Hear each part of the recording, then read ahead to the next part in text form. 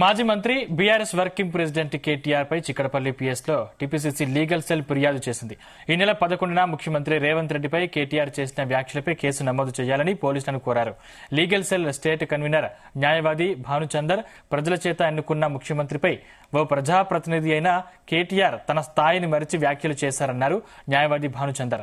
ఆయన చేసిన వ్యాఖ్యలను తీవ్రంగా పరిగణించాలని ఫిర్యాదులో పేర్కొన్నారు.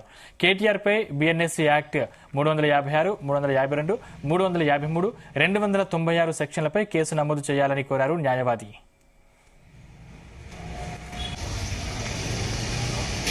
Totally falls under the sphere of defamation కిందకి 356, 358, 353, 296 లో అకార్డింగ్ టు ద లా పరిగణిస్తుందని చెప్పేసి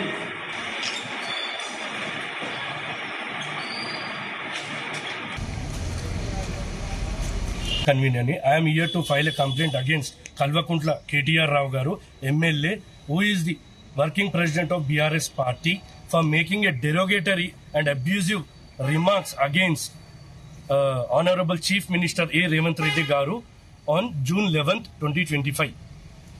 I don't want to dig into the total subject matter about Bhagiratha, what he stated, what he talked about in the recorded version, Bhagiratha and Kaleshwaram project. My concern is only he made highly defamatory statements against Honorable Chief Minister.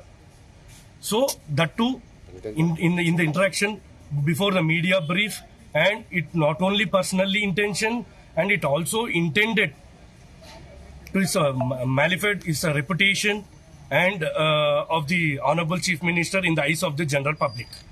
నా perception ఏంటి అంటే ఒక గౌరవమైన ముఖ్యమంత్రి అని ఏది రాజకీయంగా ఏవి ఉన్నా కానీ కూడా మీరు రాజకీయంగా తను ఫైట్ చేయాలి విత్ డ్యూ రెస్పెక్ట్ తోటి మన గౌరవనీయ సీఎం రేవంత్ రెడ్డి గారిని అలా అనుచిత వ్యాఖ్యం చేయడం అనేది నేను ఖండిస్తున్నాను.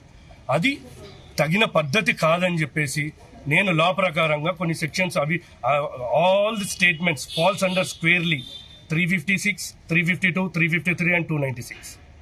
The said statements of the KTR Garu is unbecoming in a public representative and is liable to proceeded against the accordance with the law. Totally falls under the sphere of defamation కిందకి 356, 358, 353, 296 లో according to the law పరిగణిస్తుందని చెప్పేసి